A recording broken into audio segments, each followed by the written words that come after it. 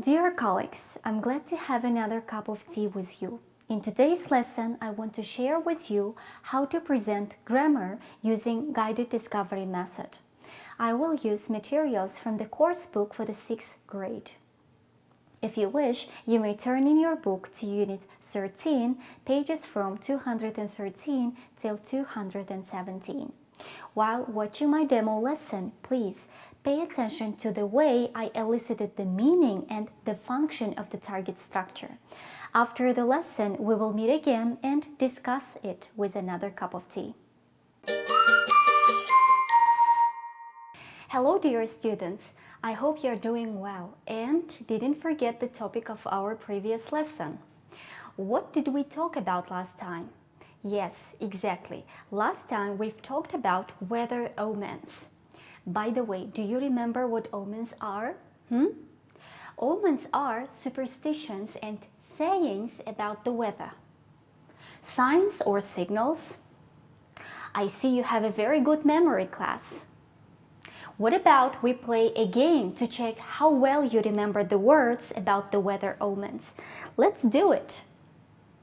Alright, look.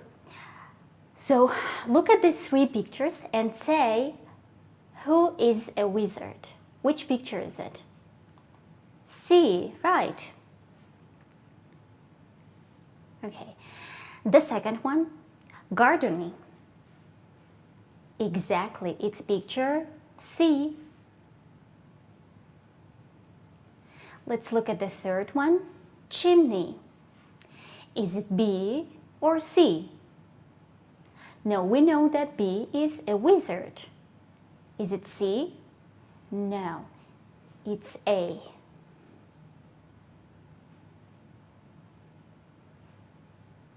Alright, and the last one. Everybody knows that A is a cow, yeah? And C is a cat. Smoke is in picture B. Good job, guys, you're well done. Now please look at these pictures and say to your classmate how the things and animals in the pictures are related to weather omens. Also explain to each other how they help you to predict the weather. Let's check who has a good memory. Alright, now work together with your classmate and try to complete these sentences from your memory. Let's check your answers.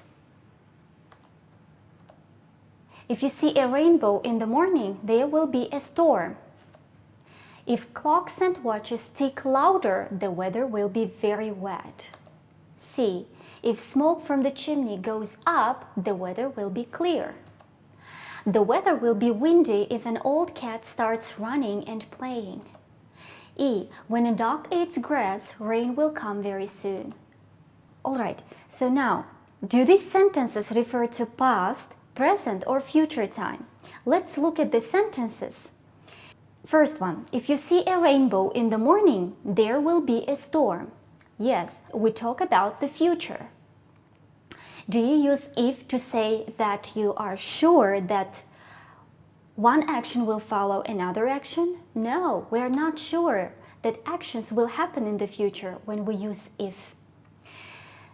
Then, do you use if or when to say that it is possible that one action will follow another action? Yes. If and when are about the possibility. Now, let's take a look at these sentences in the table and discuss the questions. Which form of the verb do we use in the main clause? Will plus the first form. Right. B. Which form of the verb do we use in the subordinate clause? The first form of the verb or infinitive without to. C. Can we use will after the words if and when? No, we can't. And the last one. Can we use the main clause before the subordinate clause? Absolutely yes. We can start our sentence with both the main and subordinate clauses. By the way, what punctuation do we use when subordinate clause is on the first place? Right, we use a comma. And what if we start our sentence with the main clause? Do we use the punctuation? No, we don't. All right, so now let's look at these examples which talk about the future. You will catch a cold if a cat sneezes 3 times.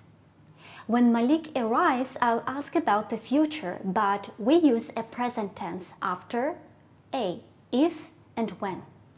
If Nurlan comes, I'll tell him. You think Nurlan might come. When Nurlan comes, I will tell him. In this sentence, you mean that you know Nurlan will come. And B, when and as soon as. As soon as Nurlan comes, we'll have a lunch. It means that you want to have lunch immediately.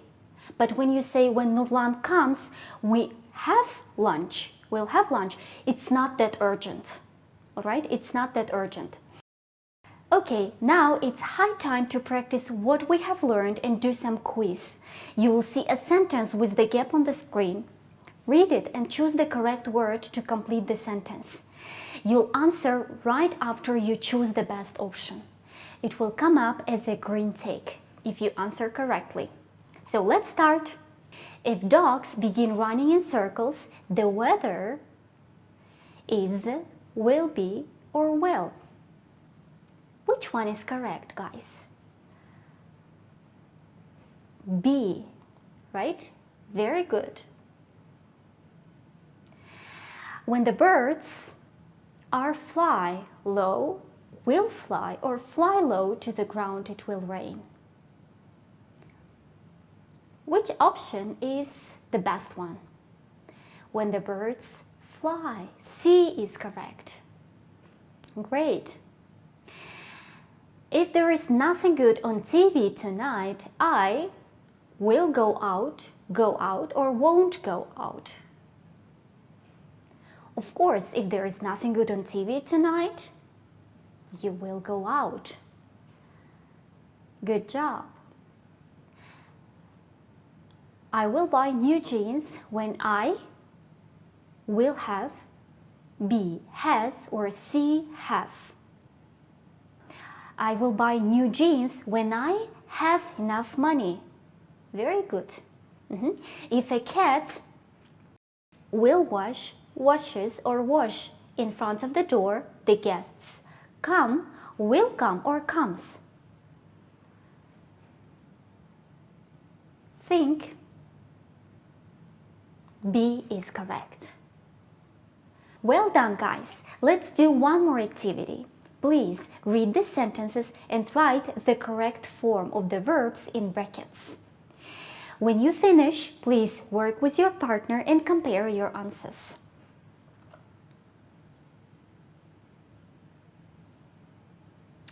Now let's check your answers together. Number 1. When Tom gets home after school, he will do his homework. Number 2. If it rains tomorrow, Beth will come to school by car. 3. Aisha will become a teacher when she leaves the university. 4. Terry will play computer games when he does his homework. 5. If Kate doesn't wake up early tomorrow, she will be late for school.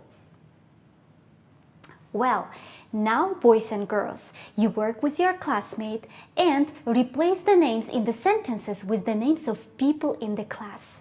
How many true sentences can you make? Let's play a game. Read the sentence beginning on the card and continue the sentence with your own idea. You'll miss the train if. You'll be very healthy if. I'll answer the phone if. I'll cook dinner for you if. If I'm bored. If you exercise every day.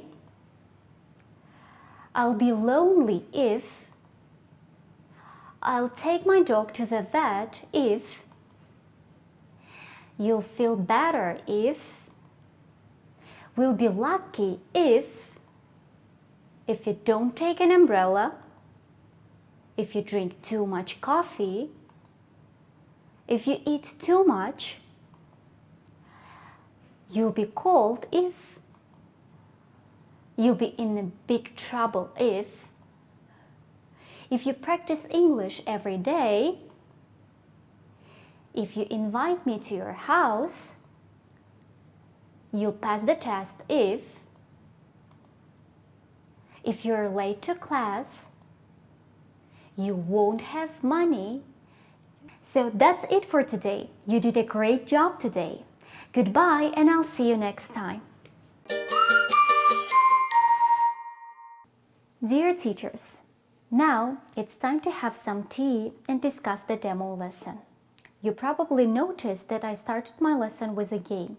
What was its purpose? Did the students practice something, or was it just for fun?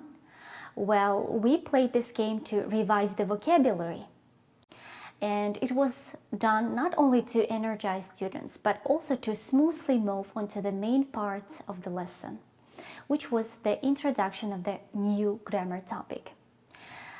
After the game, I asked students to look at the pictures and say how the things and animals in the pictures were related to weather omens. I asked the students to explain to each other how they help to predict the weather in order to check their memory and activate their background knowledge. Then the students worked together and completed the sentences from their memory. After that, I asked the class to answer the questions about the sentences from the exercise on their own. As you remember, there were 3 questions, like, do the sentences refer to past, present, or future time? Do you use if to say that you are sure that one action will follow another action? Do you use if or when to say that it's possible that one action will follow another action? In the next task, I asked students to look at the sentences in the table and answer the questions about rules by giving short answers. Why were these tasks done in this way? These activities helped students to understand the grammar structure on their own. I used the method known as the guided discovery method. By dragging students' attention to the sentences from the text, I helped students to find the rules themselves. Finding information this way creates a feeling of satisfaction and increases interest in learning. While presenting the grammar and using this technique, don't forget to ask questions that encourage the learners to notice the language and think about it. Our national textbooks are developed to make teaching and the whole process of learning easier. In this lesson, you don't have to make up questions to check the students' understanding of the grammar. Everything is in the book. Do you remember the questions in the exercise? Which form of the verb do we use in the main and subordinate clause? Can we use will after the words if and when? Do we use if to say that we're sure that one action will follow another action? And of course, give students enough time to practice the grammar structure. I'm pretty much sure that students won't have any problems when doing the exercises. You must have noticed that we did one of the activities online. I used the same site to play the vocabulary check game. I strongly recommend to register on this site. It's called Word Wall. There you can create your own activities and impress your students during the class. In order to do this activity in the class, you need an access to internet and a projector. You can also send a link to the activity to your students and ask them to do some tasks online. Students love it because they don't have to open their workbooks, they don't need pencils. They only need to have an access to internet and a great desire to learn. I will leave the name of the site here below. Feel free to register and make your lessons even more interesting and visually attractive. This game and another activity that followed it were controlled. Students had to choose the correct option in the first exercise. Open up the brackets and write the correct form of the verb in the second one. So there was only one correct answer. Their language was controlled. What about the activity in which students had to replace the names in the sentences from the exercise with the names of people in the class? Did they produce the language? No, they didn't. Did they have freedom to choose the name of this person? Yes. So that's why this kind of exercise is called a semi-controlled exercise. If it was a real lesson, I would ask students to talk to each other. So was it a communicative activity? Would it be communicative activity? Right, it would be. And finally, the last activity with the cards was free activity. The students were asked to continue the sentences using the correct structure. For example, if the sentence starts like this, if I buy a new bike, they have to finish the sentence saying their own example. So, can the teacher know the students' answers beforehand? No. Can she or he predict what the students will say? No. In this task, they have freedom to experiment with the language. So, let's sum up the main points. The method, known as the guided discovery method, increases independence and also helps students understand the subject material better because they have to discover it on their own. I hope that after watching this lesson, you can conduct a good lesson on grammar using the guided discovery method. If you have any questions regarding the lesson or methodology, please write to our email or in our website forum to get this info. Our Lingua Tea Club is always open to our professional talk. Goodbye, and I'll see you next time.